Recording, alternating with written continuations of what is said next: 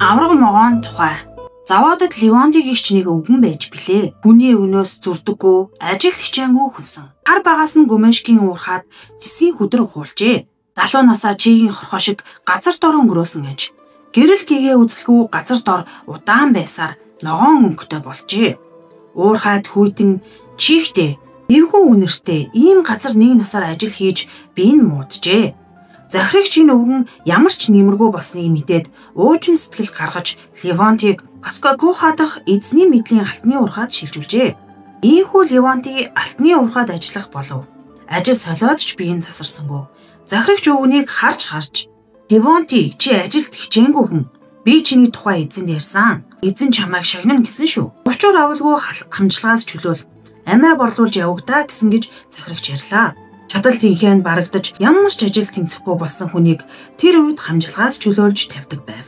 Левонти ингэж суллагдсан хүн. Өөрийн гэдэс хэлэхээс гадна үр хөвгтөд ижихийн тулд хаанч гисэн цусан талах олох ажил хийх хэрэгтэй болно. Ямар ч аж ахуй хөрөнгө хөгшөлгүй бол хаанаас юу олох билээ дээ. Өвгөн бодож алт тунгаая гэж шийджээ. Газар ухах ажил хойно ялэггүй ч гэсэн дагаж заавал хэрэгтэй. Яаж ээж байгаад багаж олоод "За хөөхтүүд минь, хэдүүлээ явж алт тунгааж үзье да. Та нарынхаа азар гуйлгүй ам зуух болж яаж мэдэх вэ?" гэжээ. Хүүхдүүд нь жижигхэн дөнгөж 10 гарч байгаа ажээ. Хамжилгаас сулагдсан өвгөн 2 хүүгээ дагуулад явлаа. Аав нь арай гэж хөлөөж хэрэн сажиглахад хүүхдүүд нь хойноос нь дагаад явна. Тэр үед Ябиановын хаваар өнгөн хөрсний алт овоо элбэг олддог байв. Тийшээ очие гэж Левонти захиалга хийжээ. Тэр цагт контордоо гэрээ хийх хялбархан байлаа. Хилээд л алт өгч байвал болдог байжээ. Тэд хүнийг л уурдахгүй байна гэж яаж байх вэ? Алтны ирэлчэд хаашаа очиж байгааг конторынхан мэдэж аваад алт элбэгтэй бололтой газар байвал бид эндээс чинь ашиглана. Та нар өөр газар оч гэж хөөчхөд авчихна. Алтны ирэлчэд конторынхан тушуулын үүрэг гүйцэтгэх боловч ол зашгийг бодож олсон алтаа үзүүлэхгүй бас хичээнэ. Контор тэмдэглүүлэх баг зэрэг алт өгөөд бусдын дамчинд нууж худалдана. Алтны дамчин олон байсан бөгөөд ямар ч та илрүүлэх аргагүй залилж чадна.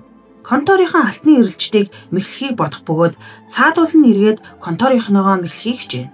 Ийхүү дам дамаа мэхлэлцдэг зуршилтай болжээ.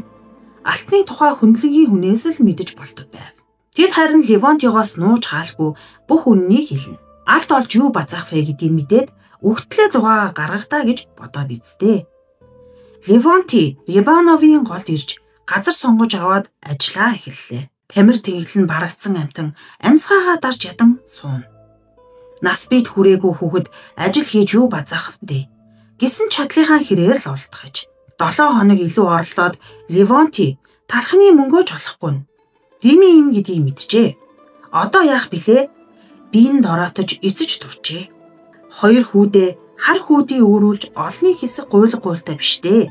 Тунгаас нь жахан алтаа контор тавьжиж өгөхөөр бэм гаргийн өглөө явжээ. Хүүхдүүд минь багжаа харж эндээ үлддээ. Үүнийг чинь нааш цаашаа чирж байх төвөг юм гэж Левонти үгэн захиад явжээ. 2 хүн жодогрынхоо дэргэд юмаа хараад үлдэж. Ахмад хүн дэрэгдүүрээ ойрхон урсдаг. Гол руу явж алган бүүвэр загас барьж ирэв. Түүдэг галт төлж загасны шүл хийж суутал орой болж. 2 хүү айж эхлэв. Тэгтэл заводын нэг өвгөн айсуу харагдав. Овг нь хинч билээ дээ мартаж орхиж. Нэр нь Семенич гэдэг хүн байв. Цэргийн албанд явж байгаад ирсэн хүн билээ. Урд заводод ширэм давтах цэхийн мастер хийж байхдаа захирагчтай үг зөрсөн учраас ажилчдыг залхаадаг газар өгч зодуул гэж тушаажээ. Семенич бядтай хүн болоод тэдэнд бууж өгсөнгөө. Заримыг нь намдаглжээ. Гэвч цаадуул нь нуглаад авч.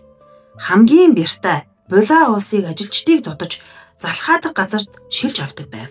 Семеничийг өгтлэн зодоод өөдөөс хариуцлаа гэж цэрэгт өгчээ. Тэгээд 25 жилийн дараа өвгөн болсон хойноо нутагтаа эргэж ирсэн нь байж. Эцгүү хооронд нь гэр орных нь бүгдээрээ хүж үргдээд байшингийнх нь үүд хаалга мод хадаатай эзэнгүү хэвтэв. Хүмүүс буулгаж авъя гэсэн боловч хэрэг болох юм байсангүй. Семенич муу байшингаас хэлбэж ганц бие аж төрөх болжээ. Энэ жирийн хүн биш гэж хөр шайлынх нь хүмүүс боддог болж. Янз бүрийн номтой орой болохоор номоо бариад суучдаг байв. Энэ лав хүн имчилж чадах бий дээ гэж бодоод тэглээ инглээ гэж гүйж ирэхэд би хүн имчилж мэддэггүй. Ийм ажил хийдэг та нарт ямар имчилгээ байх юм бэ гэж хэлээд хавтуулдаггүй байж. Өөр шашин шүтлэгтэй хүн юм уу гэж хүмүүс эргэлзэнэ. Гэвч нэг их сүжиглдэггүйч манай өвгчүүлийн адил улаан өндөгний баяр Христос Бурхны мэндэлсэн өдөр сүмд очиж явдгийг бодоход өөр бишрэлтэй хүн биш бололтой. Ажил хийдэггүй хэрн ам зуулгаа болгоод байхаар нь хүмүүс гайхдаг ажээ. Жижигхэн ногооны газартай ангийн хуучин буу загсны хэрэгсэл байвч зөвхөн түүгээр яаж ам зуух билээ дээ. Дашрамд хэлэхэд Сименич мөнгө цаасаар тасардгүй хүн юм байна. Бас хүнд илүүжүүлж өгдөг ийм л сонир хүн байжээ. Зарим хүнийг барьцаа тавьж нэмээд өгье. Мөнгө өгөөч гэж гуйхад өгмөөр амлаад өгдөггүй билээ. Зарим хүнд өөрөө очиж Иван минь, Михаил минь чи энэ мөнгөөр үнэ ав. Хүүхэд чинь нялх балчир байна. Үздэл чи хөл дээрээ босож дэгжих өдий байна гэж гуйгаад мөнгө өгнө. Нэг үгээр хэлэхэд хачин жигтэй өгөн билээ. Ном уншдаг болохоор нь тэгээ биз юм шүглсэн хүн гэж ярилцдаг болов. Сименич 2 хүү рүү ойртож ирээд минь дамрыг мэдгэд хүүхдүүд баярлаж "Өвгөн ахаа, наашаа суу. Бидний хийсэн загсны шөлөө суу" гэв. Сименич дургуулгсангүй сууж шүл амсаад "Тоос хөвсөн ямар сайхан амттай шүлвэ" гэж магтаад сүнхнээсээ шинэхэн жигэнсэн талх гаргаж бихэрчээд 2 хүүгийн өмнө тавилаа. Загсны шүл өвгөнд таалагдсныг үзээд мань 2 талхыг шүлтэй хойлоод өмгөлж гарав. Ойрдоо тийм хоол идсэнгүү гэж Сименич шүлгийг магтана. Энэ яриан дундуур 2 хүү өвгөний талхыг бараг бүгдийг нь идэж хоолндоо цаджээ. Өвгөн мөн л ойр тойрон ийм хоол идсэнгүү гэж магтсаар суув. 2 хүүг хоолоо идэж цадахаар Сименич тэдний ажлыг сонирхож асуулаа. Эцгийгээ яагаад зовоодоос гарсан, хамжилгаас хэрхэн суллагдсан тухай. Энд ирээд хэр ол зомогтой байгаагаа 2 хүү нэгт нэгэнгүү тоочв. Сименич зайлвал гэж санаа алдаж толгоос ихсэж сууснаа. Хэдий хэр алт тунгаавдаа гэж асуув. Цэн илүү басан байхаа гэж аав хэлсэн гэж хөвгүүд ярив. Өвгөн босод зогсоод "За хүүхдүүдээ, би та нарт тус болж үзье. Та нар харин хүнд ярьж болдоггүй юм шүү. Хинт ч юу ч гэж хэлж болохгүй.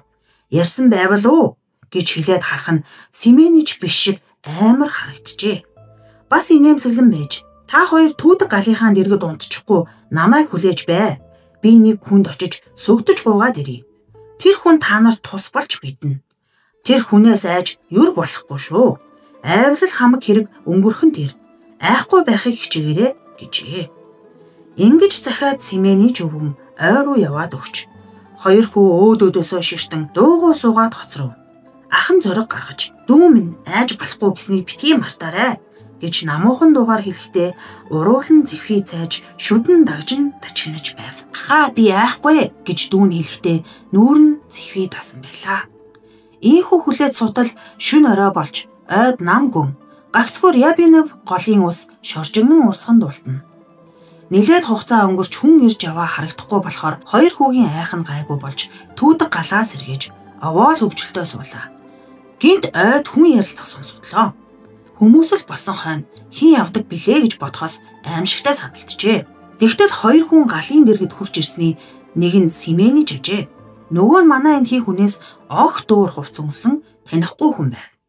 Тэр үл таних хүн огтхор дээлтэй бөгөөд шав хувцас хийдэг алтан саатай шар хоргой өмсжээ. Хээ угалцтай өргөн бүс бүсэлсэн ногоон туяатай бөгөөд бас л жасар хоргой ажээ. Баруун зүүн 2 талдаа улаан хавчаар бүхий шар малгайгаа улаан бутал өмсжээ. Битүү хууд сахал болсон шар царайтай агаад цагиргалан мушгирсан сахал нь үздэл тэнэдэггүй бололтой. Нүд нь ногоон, муурын нүчиг ялалцах бөгөөд харцанд харин ээлдэг байрын зөөлөн ажээ. Тэр эвгэн нуруугаар Сименичтэй ч асуу. Тийм ч бүдүүн биш, боловч лагс ир юм.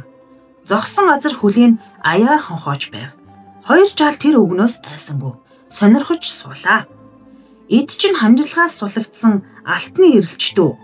Олсноо хүнд үлдээхгүй бүгдийг авчих уу гэж тэр хүн Сименичээс тоглоом хийж асууснаа сүүлд нь хөмсгөө зангидан. Чи бид 2 энэ өвгөний 2 хүүг бузралчихгүй байгаа да гэж Сименичтэй зөвлөх адил асуув. Эд чинь эрх тайх биш ээ. Сайн хүүхдүүд шүү гэж Сименичийг ярихад өвгөн хүн бүр адилхан гачигдад дутагдаж ядуу зүдүү явхдаа зүгээр юм шиг байвч миний мөрийг үзэж алт олохоор л им Бузар булаа юм хаанаас гарав хэмээр тангаа алддаг юм гэв. Өвгөн хэсэг зур дуугуу зогсож байснаа. За яах вэ? Оролдож үзье дээ. Балчир хүүхэд юм байна. Зүгээр байж мэднэ. Үнэхээр сайн хүүхэд байсныг бузарлуул хайрын юм шүү дээ. Баг нь л уруул нэмгэнтэй юм. Шунамгаа байж мэднэ. Симэнэж чи өөрөө сайн заад зураарай. Би эцгийн мэднэ. Удаан амьд явахгүй хүн. Арай гэж аим голтой байгаа хэрн аминд хижээлээ олох гэж мэрэж явах юм да. Өөрийн бодолтой сүрхий хүн шүү. Гисэн ч жаалын мөхчхөл бас л биш болно доо гэж хүүг дэрэгдээ байхгүй юм шиг Симэнэжтэй эс мэдсэн янзтай ярилцаж байв. Тэр хүн хоёр хүүг харж хүүхдүүд минь одоо сайн харж бай. Мөр хаагуур гарахыг ажиглаж байгаарай. Мөрийг дагуулж ухаарай. Гүнзгий усны хэрэггүй. Ашиг байхгүй гэж загчээ. Тэгээд тэр хүн харсаар байтал алга болж бүсэлхийг хүртлэх газар нь том толгой болон хувирч бүсэлхийнээс доош газар нь урд хүзүү боллоо. Толгой томоос биш. Хүний толгойдоо ижил бөгөөд нүд нь галууны нүдний хэртэй. Хүзүү нь могоон хүзүү шиг ажээ. Газрын доороос аврах том могоон бие хөврөн гарч толгой нь модноос дэш цогноон гарав. Могоон их бие түүдэг гал руу мушигран ирж газраар тэнийгээд тэр хачин сүртэй амтан Ябанов гол руу гулгаж эхлэв. Газар дороос их төгсгөл нь мэдэгдэхгүй цагираг гарсаар л байв. Түүдэг галч унтарч ойн цорхоод гэрэл туслаа. Тэр гэрэл нарны гэрэлтэй огт адилгүй.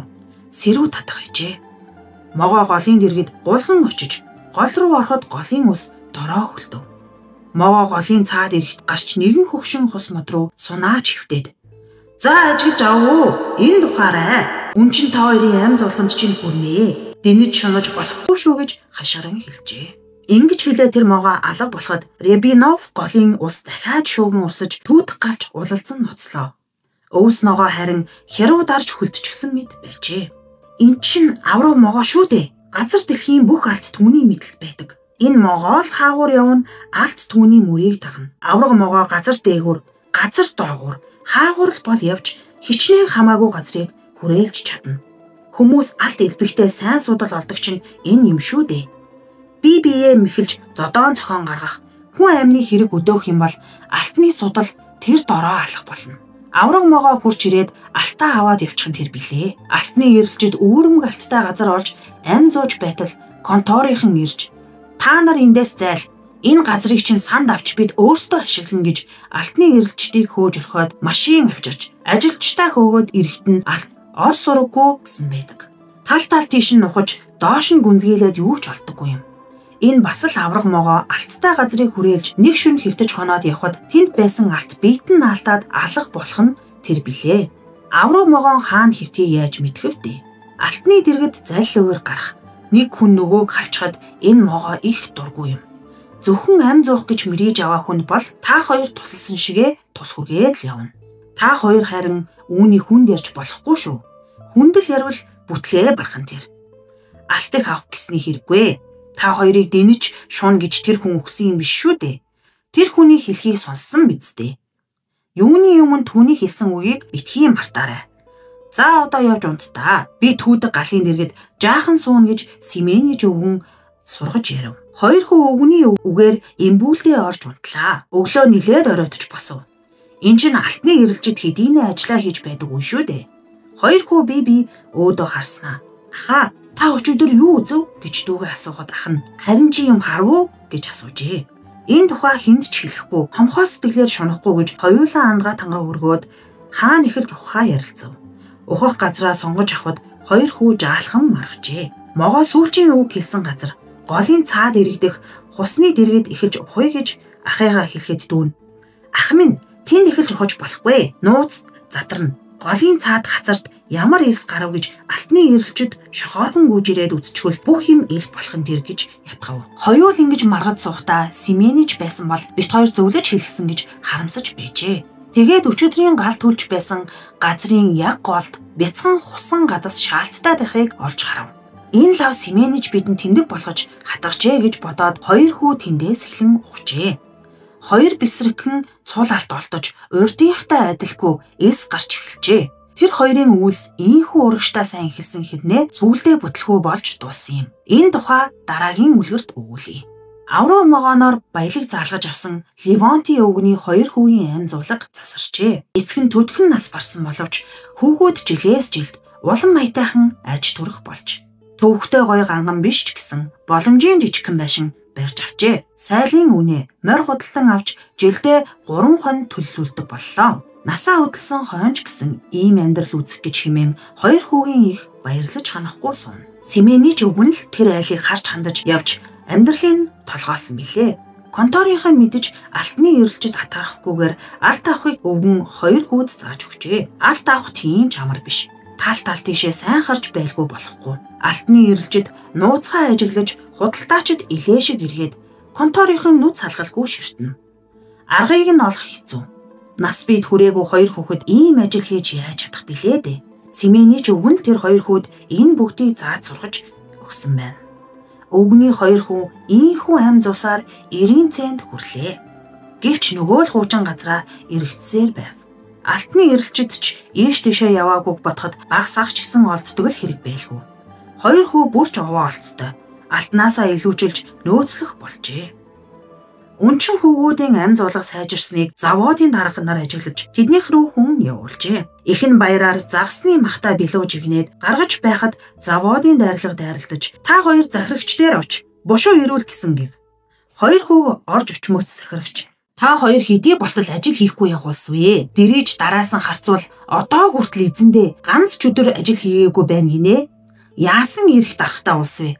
Цэрэгт хөөгдөө гэж бодож байна уу гэж асуув. Нас болсон аавыг минь ажил хийх чадaltaгүй болохоор эзэн та хамжлагаас чөлөөлсөн шүү дээ. Бид бодохдоо гэж учирлан ярьж эхэлтэл та нарт бодох юм алгаа. Хамжлагаас чөлөөлөгдсөн бичгээ үзүүлцгээе гэж захирагч сандрав. Тэдэнд ямар ч бичиг баримт байхгүй болохоор юу ч гэж хэлхээ мэдэхгүй зогслоо. 500 цаас өгвөл хоёулангийн чинь хамжлагаас чөлөөлж бичиг хийж өгнө гэж захирагч хэлв. Захирагч ингэж 2 хүүгийн мөнгөтэй эсхийг туршсан ажээ. Тэд ч үг алдсангүй тэсээд гарч. Хэрэг бид хамаг байдаг хөрөнгөө юу ч үлдээлгүй худалдсан ч тал хувьд нь хүрэхгүй гэж дүүнд хэлв. Тэгвэл маргааш өглөөнөөс эхлээд ажилд гар. Хаана юу хийхийг тоо бүртгэж хэлээд өгнө. Ажил хуваарлахаас хожимдоо та 2. Хэрэг хожимдсан байвал анх удаа юм байна гэж ташууртна шүү гэж захирагч хэлжээ. 2 хүүгийн сэтгэл гонсоож хоцров. Гэртээ ирж ээждээ ярьсан тэхэн. 2 хүү минь юу гихч болох нь энэ вэ? Одоо бид чинь яаж ам зууж явна да гэж өглөв. Садан дөөрөл айл хөршийн хүмүүс нь гүйж ирлээ. Тэдний зарим нь эзнээс уучлалт гуйж бичиг бичсэн дээр гэж, зарим нь хот орж уурхаан дарга нартаа уулз хэмээн зөвлөв. Зарим нь эд тогшлоо худалдвал хэдий юм болох бол гэж дотроо багцаалан бодоцсов. Ингэж өдөр хоног өнгөрөөж байтал захирагчийн туслагч нар барьж аваад жанжиж уурхаад дөнгөлөөд хайчихна. Дөнгөлөөд хайчихвал яандаа гэж зарим нь айлхажээ. Ийхүү хүмүүс өөрийнхөө элдвийг бодовч 2 хүү захирагчийн хэлснээс 5 дахин их мөнгө байгаа бөгөөд гагцгүй айгаад мөнгөтэй гэж хэлээгүй болохыг хэн ч ухаарсангүй. Эхэн ч үүнийг мэддэггүй байжээ. Та 2 алт би гэдээ хүнд ч бүхэл. Ялангуяа бүсгүй хүнд дуулгаж болдоггүй юм шүү. Төрсөн их эхнэр бэр болох хүүхэндээ ч бүдүрс. Юмыг яаж мэдхэвдэ? Уурхаан цагтаа нар айлган сүрдүүлж байгаад нэгчж болно. Зарим хүүхэн ам удаантай ч гэсэн хүүхдээ ч юм уу эр нөхөртөө муу юм болно гэж айхтаа заагаад өгч мэднэ. Тэд нэг л мэдвэл алтыг чинь хаваад баллаж орхин шүү. Тэр бүсгүй тусгүй юм хийснээс болоод усан дуунах буюу боож хүндээ. Ийм явдал байсан юм. Сэрэмжтэй л байгаарай. 90 цент хүрч эхнэр хүүхэдтэй болсон ч үүнийг мартаж болохгүй шүү. Ээжтэй ч сэдв мэддэж хэрэггүй. Ээж чинь та хоёрыгоо магтах дуртай хүн. Амархан үг алтна шүү гэж Симэнич амьд ахуудаа байнга захиж хэлдэг байсан гэжээ. 2 хүү Симэничийн ингэж захисныг үргэлж санаж алтны нөөцтэй гэдгээ хүндж хэлдэггүй байлаа. Алтны эрэлжид 2 хүүд алт байх ёстой хэмээн сэжиглэвч хэр нөөцтэй алтаа хаана хадгалдгийг мэддэггүй ажээ. Айл хөршийн хүмүүс нь ийм тийм гэж ярьж байгаад 2 хүүхэд минь өглөө л ажилд хуваарлахаас нь хожимдолгүй очихоос өөр замгүй юм даа гэж бодоод хаашаач зайлах арга алах гэлцээд гэртээ харжээ. Тэднийг явмагц дүүн. Алтны уурхаад очиж салах ёс ийх үү? Ах минь гисэнд юу гэж хэлж байгааг ах нь дороо ухаарч. Явъя да. Салхин гарвал толгоос ирэх нь юу магад билээ гэв. Эхэн баяраар бэлдсэн идэж уух юмнасаа өргөс тэмхтэй боож өгөв. Тэр 2 замдаа шил арх аваад Рябинов гол руу явжээ. Дуугуу явсаар ойд ороод ахна. Энэ нуугдаж жаахан хөвтэй гэлээ. Хоёр хүү замын тохоо өнгөрч хажуу тишээ хараад нохон хошууны будны ард нуугдаж хөвтөв. Нэг аяг арх уугаад хөвтөж байтал хүний хөлийн чимээ гарахад харвал Ванка Суучин шанах багчнуудаа бариад уурхаад их л эртэлж ирж байгаа бололтой. Замаар явж харагдав. Хугас шил архиаж уулгүй их л мэрэж яваа ажээ. Сочен конторынхны туршуул байсан хүн. Хаан юу л бол хэрэг гарвал Соченыг явуулдаг болсныг улс амьтан андхаа болжээ. Хэдий зодуулж туршуул хийхэ болоогүй юм. Хамгийн гимтэй өөдгөө амтан байж билээ. Зэстуулийн эзэгтэй шан харамжаа хүртээснээс хойш удаагүй төдхөн үхэж талтарсан юм. Үүнийг яриад яах вэ? Соченыг өнгөрөөд гарахад ах トゥ хоёр нүдээ ирмэв. Утсан ч үгүй. Уурхаа мастер морьтой хөндлөлтүүлээд өнгөрчээ. Ах トゥ хоёрт бутны ард хөвцөөр л байв. Төдөлгөө Пименев дахиж ирлээ. Ярошко гэдэг мориндоо жижигхэн тэрэг хөллөж тэрэгнийхээ аралд загсны хэрэгсэл барьж хөлсөн байв. Загсчлахаар л яваа бололтой. Пименов гихч энэ хүн тэр үед хээрийн заваадад хамгийн зүрхтэй алтны дамчин байв. Ярошко гэдэг морийг хүн бүр хандахгүй. Жижигхэн биетэй тал нутгийн унган адуу хэрнэ түүнийг ямар ч гурвалсан мороор хөөгөөд бараадахгүй алддаг юм. Хаанаас тийм сайн мороо олж унана вэ? Гуурстаа морь байсан гэж хүмүүс ярилцдагсан. 50 мод газар ирчээрээ давхиж чадна. Ийм морийг яаж бүцгэх вэ? Аргагүй л хулгаач хүний унаадаа гэж хүмүүс хэлнэ. Тэр морины тухай их л яриа байдагсан. Эзэн нь ч гэсэн тун их бэртэй. Эзгүй газар уулзахад эвгүй л хүний нэг байсан билээ. Хоёр давхар байшинд ирэх ямбаараа хөвтөж байдаг хойд үеийнхэнтэйгээ адилгүй хүн байв. Хоёр хүү тэр загасчныг хараад инээд алджээ. Дүүн бутны араас өндөж Иван Васильевич гой дэнсээ авч яваа юу гэж ахархан боловч дуулахаар асуужээ. Дамчин ир хүүгийн тоглоом хийж байгааг мэдэж энэ модон дотор юу алдах вэ? Дэнслэх юм байвал яах вэ гэж бас тоглоом шоглоомоор хариулв. Тэгээд морныхоо амыг татаж хэрэг байвал суул да дөхүүлээд өгье гэв. Алтыг морин дээрээсээ худалдаж авч заншсан хүн билээ. Ярошко гэдэг мориндоо их найддаг ажээ. Ялэмгүй ч юм гарсан Ёршик минь гуйдлаа шүү гэхэд л морин хур бороодод бол шавар шавхаа цацалж хуурай үед тоос татуулан удах бүлгээ. Авч яваа юм алгаа гэж хоёргүй хэлээд Иван Васильевич чамайг маргааш үүр хаяарх үеэр хаана олж уулзч болох вэ гэж асуув. Их хэрэг байна уу? Хоёрын хооронд юм уу гэж дамжин нэр асуужээ. Тийм ээ, өөрөө мэдэхгүй байгаах. Мэдэх нь мэдчихэл байна. Яаж нарийн мэдэх вэ? Хоёулаа ахуулж зэрэг суллагдаг гэж байгаа юм уу? Эсвэл цуурах гэж байгаа юм уу? Би яаж мэдэх вэ? Хэсэг дуугаа байснаа дамчин ир. Мэдээтэй байгаараа хүүхдүүдээ. Та хоёрыг харж тагнаад байгаа шүү гэж сэрэмжлэн хэлээд Соченыг харвуу гэж асуув. Харалгүй яхав. Уурхаа мастрыг харсан биз дээ. Харсан. Бас өөр хүний та нарын хойноос харуулахаар явуулсан байх шүү. Анд яваа байдалтай ч байж мэднэ. Та хоёрт өглөө мөнгө хэрэгтэй чинь мэдчихэд манад байгаа байх шүү. Би та хоёрын сэрэмжтэй бай гэж хэлэхээр явна. Үүнд чинь баярлаа. Бид ч бас л харж суугаа устаа. Минийх ч баттай шүү. Өөр хүн бол айгаад худалдаж авахгүй дээ. Ямар үнээр авах вэ гэж хоёргүй асуужээ. Пименов үн өгөхдөө боож үнэрхжээ. Мах чин шуул гэсэн үг. Амандаа зусан махыг тавиул салах бэрхтээ. Үүнээс илүү өгөхгүй. Мэдээж хэрэг шүү дээ гэжээ. Тэд үн тохирчээ. Маргааш үүр хаяархад Плотинкер дайрч гарна. Тэгтээ суулгаад явъя гэж Пименов шивнэн өгүүллээ. Ёршик минь хоёулаа уурхаа мастрыг гүйцэж авъя гэж жолоогоо докторн салж явахдаа нэг хүндүү хоёр хүнд хүрэх мөнгөтэй ирэх үү гэж асуухад хэдийн юм болохыг бид өөрсдөө мэдэхгүй байна. Юу ч гэсэн ахиухан мөнгөтэй ирээрэй гэж хоёр хүүгийн баг нь хэлв. Дамчин ир яваад өглөө. Хоёр хүү хэсэг зур чимээгүй сууснаа. Аха, энэ Пименов бас ч ухаантай үг хэлж байна шүү дээ. Их мөнгөтэйгөө мэддэгдвэл бидэнд тусгүй байх. Дими юм болж мэднэ. Мөнгө булаагаад авчихвал зогсох нь тэр шүү гэж дүүгээ хэлэхэд ахна. Би ч бас тэгж бодож байна. Тэгвэл одоо яах вэ гэж асуужээ. Ингүүл яасан юм бэ хоёлаа. Урдаар захирагчинд очиж жаалхан хасаж өгөхгүй юу гэж сүгдэн гуй. Байдаг хөрөнгөө зарсан ч 400-аас ягаад ч илүү гарахгүй гэж хэлье. 400 цаас аваад бит хоёрын нэгийг даанч суллах байлгүй. Бүх хөрөнгөө үрээдлийн болчтой гэж амтан хүн бодог хэмээн дүүн хэлжээ. Тэгвэл ч зүгээр юмсан. Харин хэн маань ханжлах хിവэр үлдэх билээ. Шодох хэрэгтэй юм гэж ах нь хэлсэнд. Хэлээд яах вэ? Шодуулж гомдохгүй л дээ. Чиний нүд муу, өөл хөөдөө хүн. Алдаж осолцсон ч чамайг цэрэгт авахгүй шүү. Надад бол тийм юм байх биш дээ. Юухнаас л бол цэрэгт өгөндөө. Цэрэгт нэг очуулж дууслаа гэсэн үг. Чамайг бол би дорн суллаад авна. Жил хэртэй болоод захирагчид мөнгө аваад очино. Хэдий л мөнгө авна гэвэл өгч орхин шүү. Чи эргэлзэх хэрэггүй. Надад тийм минжин сэтгэл байлгүй яхав. Хамт ажил хийж олсон юм. Би юуг нь хайрлах вэ гэж дүүнд болтгоно.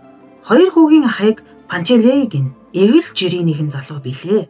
Цамцаа тайлаад айл гэвэл өөр цамц аваад өгнө. Өрөөс нь үдээ согсноос хойш хүн бүгдийг өөрөөсөө дээр илүү ухаантай гэж боддог юм шиг чимээгүй амтан явдаг болжээ. Хүний дэргэд үгч хэлж чадахгүй үргэлж дуугаа байдаг болов. Дүү Костка нь ахтайгаа огт адилгүй. Хар багаасаа ядуу зүдүү өссөн боловч бадрун өндөр гойлог нуруутай цэмцгэр хөө билээ. Муу юм нь гэвэл улбар шарвстай ажээ. Хүмүүс түүнийг нүднээс нь далдуур шар Костка гэж хожилдог байсан юм. Овоохон залтайхгүй байж билээ. Косткагийн үгэнд бүү үнэмшээрээ зажиллахгүй залгичих бүшүү гэж зангийн мэдэх хүн ярьдагсан. Хүнтэй тулж ойртохдоо хамгийн нарийн аргатай үнэг шиг л шарваад байхан тэр. Костка ахыгаа аятайхан залилж чаад бүгдийг өөрийн буцноор хийжээ. Захирагчид очиж 100 цаас хасуулаад маргааш нь хамжилгаас сулагдсан бичиг олж авлаа. Ахыхаан байдлыг гүнгчлэх гэж хөөцөлдсөн дүр үзүүлжээ. Захирагч Пантелеиг Крилатовын алтны уур харуу явуулахаар болж. Дүү чин зөв юм л хэлж байна. Эс тунгахаас хойш хаан ч яадаг юм. Тийшээ явсан чам дээр байх шүү. Хаан ч хүн хүрлцээгүй байгаа юм. Би чиний байдлыг хөнгөвчилж байна. Чи Крилатовын алтны уурхад очтоо гэж захирагч хэлв. Ийхүү Костка хамаг явдлыг хөөцсөн хүн. Өөрөө хамжилгаас чөлөөлөгдөж ахыгаа холын алтны уурхаараа цүлж орхиод гэр орон эд хогшлоо худалдаж борлуулъя гэж бодсонгүй. Зөвхөн өрн таран хийх гэж байгаа дүр үзүүлжээ. Пантелеиг эзний уурхаараа хөөгдөөд явмагц Костка Рябинов руу явхаар бэлтгэж эхлэв. Гэвч ганцаар яах билээ? Хүн хүсэлхөөс аргагүй боловч түүний балгаар очих газрын улс амтан мэдчихвэ гэж Костка айхажээ. Костка нэг донгой амтан олж хүсэлжээ. Гүжир муухар ир боловч 10 хүртэл тоо мэдэхгүй тэнэг ажээ. Ийм донгой юм Косткад хэрэгтэй байж. Костка тэр донгой амтантайгаа алт ирж эхлэхэд нөгөө газар нь бүр хосорсон байв. Дээш нь, доош нь, баруун, зүүн тийш сэндчивч алт оргүй алга болжээ.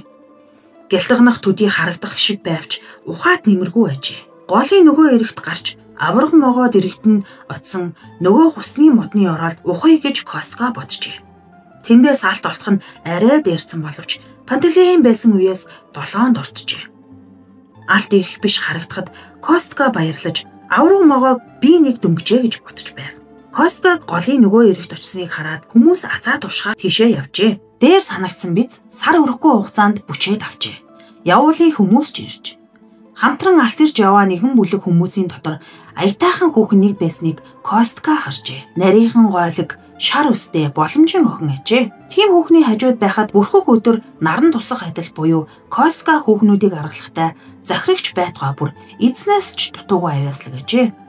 Косткагаас болж нулимсандаа хатсан амтны бүсгүй үр алийг тэр гэвдээ. Орон гэр өмгөөлөх хүнээсээ хол яваа энэ охин юу болох вэ гэж Костка бодож дайрсан боловч тэр хүүхэн халгаасангүй.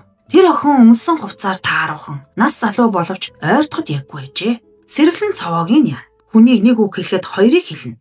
Бас тэгээд заавал доогтой үг олж хэлнэ. Гар хурж болон байх гэж бодохын хэрэггүй. Мөрөг цагаас гурван өвхрөөш өнгөсний үлгэр болжээ. Костка нойр хоолноос гарч санаа сэтгэлээр унжээ. Харин тэр охин Косткаг улам цаашлуулж байлаа. Бүсгүйчүүлийн доторч тийм сүрхий ус биш үү дээ. Хаанаас яаж ингэ сурдаг байна. Харахад хүүхдээс ялгаагүй юм шиг боловч дог бүсгүйчүүлийн зан авирыг нэгэнгүй мэдэх ажээ. Аль дуртай хүнээ залилж дөнгөдөг Костка энэ удаа миний эхнэр болно уу? Зүгээрч биш. Ёс төрийг барьж гэрлэн шүү. Тэгвэл би чамайг хамжилгаас сулсан даа гэж өөрөөр ярьжээ. Охин түүнийг дооглож "Хэрэг чи улаан өстэй биш байсан болж яах вэ?" гэв. Ийм үг сонсон Косткад хурц хутга дүрснээс дор бөгөөд улаан өст гэж хочилсон таалагдсангүй боловч тоглоом болгон эргүүлж "Чи өөрөө ямар вэ?" гэж асуужээ. "Ийм болоод л би чамтаа суугаас айж байна. Би шар өстэй. Чиний үс бүр улаан. Хүүхэд гарвал хуугалсан юм шиг толгойтой юмнууд цуван да" гэв. Тэр охин заримдаа Пантелеиг магтахаж Крилатовын алтны уурхаа танилцсан бололтой мэддэг байжээ. Хэрэг Пантелеиг суу гэж гуйвал би үг дуугүй зөвшөөрнө. Би түүнийг бодож явдаг юм. Хүний хайр булаах залуу да. Өрөөс нь нүдэн муу ч гэсэн юм харах нь сайн шүү. Зориуд Косткаг үдэж ингэж ярих ажээ. Костка үүнд үнэмшиж ахыгаа тастаад хайчихмаар шүдэд ачигнуулан уурсан. Чи яагаад ахуулвч ахыгаа сулж автдаггүй юм бэ? Хоёулаа хамт орж хоримтлуулаа бидтэй.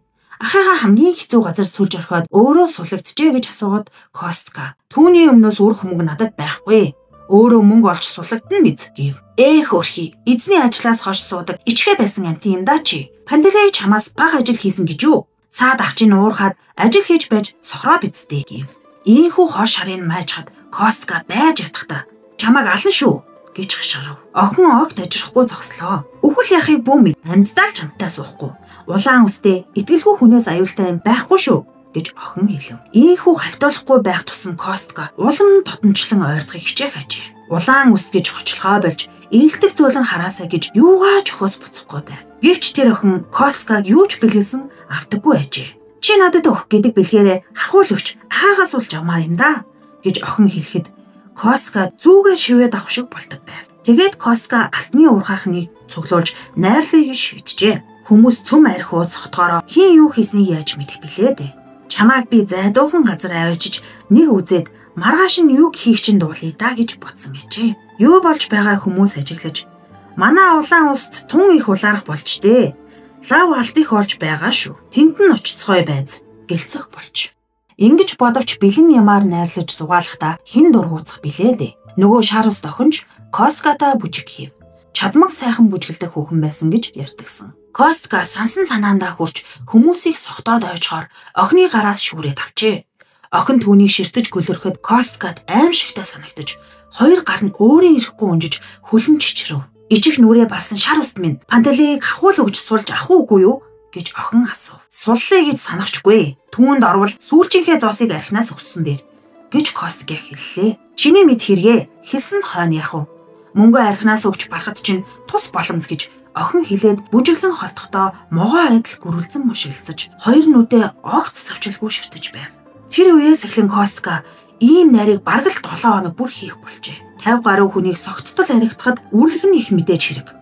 Алт ирдэг улсын ховдог шунхаа хэлхүү ханад цадна гэж байх биш. Косткагийн найр дээр хоосон хоног барьж суусаар 7 хоног толгоо өвдлөө.